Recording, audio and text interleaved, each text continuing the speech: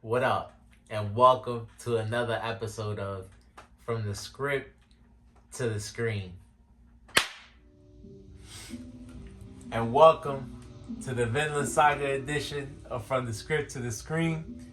As always, shout out to Mappa Studios and the creator, Makoto Yukimura, for providing us with this great piece of work. And getting right into it, this week, episode 19, off book 7. As always, if you want to catch up, like I said before, one of my favorite covers of the book so far. This week they gave us 3 chapters 89, 90, and 91. So it did go by pretty fast because not all of it was action, but it did enjoy what they gave us this week. It showed just the disparity of what the farm was up against, but as you see, some people were still willing to stick it out. And so the episode starts off with the people of the farm just preparing for what's about to come. We see that Ketils was able to gather up some men, some people that owed him money, and people that worked on the farm. So not necessarily people that were ready for combat, but he was able to give them some type of motivation, I guess you could say. And so they are in their mind thinking that with the numbers that they have, they'll be able to withstand, like we see the 100 men that are at shore and are coming to, I would say, take the farm. And even though that good old, like they say, Norse pride is keeping the men there, we see that some people are trying to take this opportunity to run away.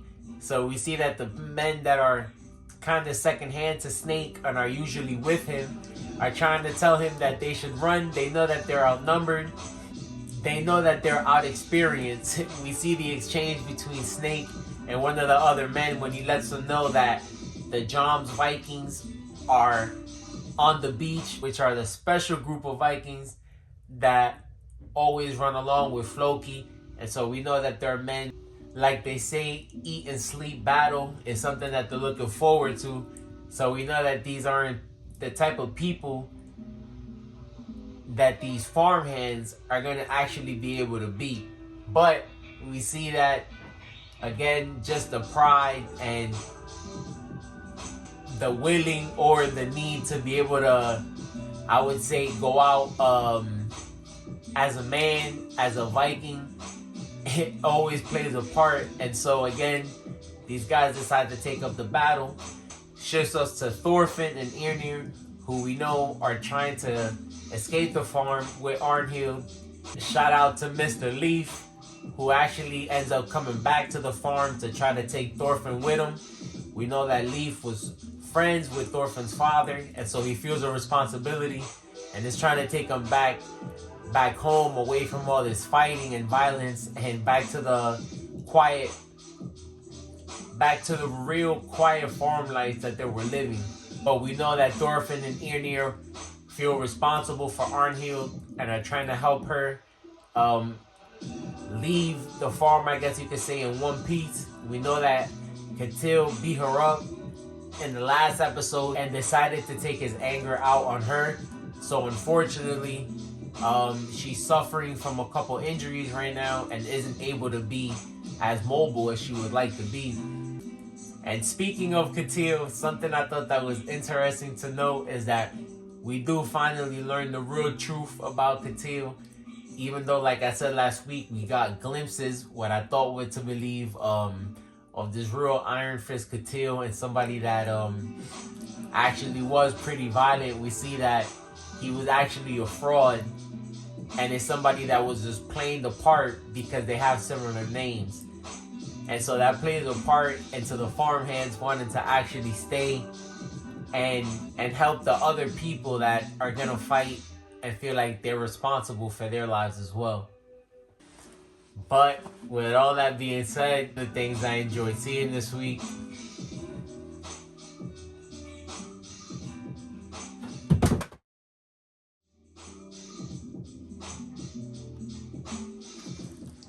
like I said in the beginning, Even though these guys were all hyped up and felt like they weren't gonna be able to do something, since they did have the numbers advantage, we see the disparity between experience and proper equipment on the battlefield.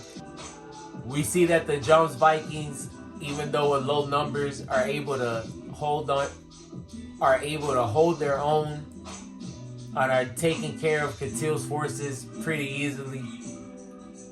And so we see that, like, everyone was worried about, that the farm is in a bad situation because they're not properly equipped to deal with the threat that's at their beaches, at their doorstep. So we do see the episode end with something that I thought was pretty interesting. I can't wait to see how it plays out because, like we see in the episode, Snake mentioned that Thorgil is a better strategist than we were thought to believe. Some people might have thought that he was just a brute, since we saw when we were first introduced to him how he's, again, all about action and is always ready to fight.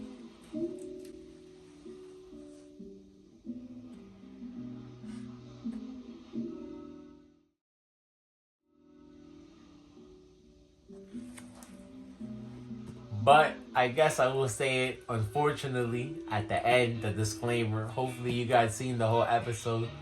But we see that Thorgil was able to maneuver and was able to get behind King Canute. And so we see that his real main objective is to try to sneak behind the king while they're distracted on the main battle and try to kill the king while he's not really prepared for it and try to get him on a one-on-one. So I'm looking forward to seeing if he's actually able to do it. Like I said, that's how the episode ends, but let me know what you guys think, if you guys think he's gonna actually be able to pull this off. The battle will end in favor of Ketils' farm, even though it doesn't look like that right now. So we'll see. With that being said, we out. Peace.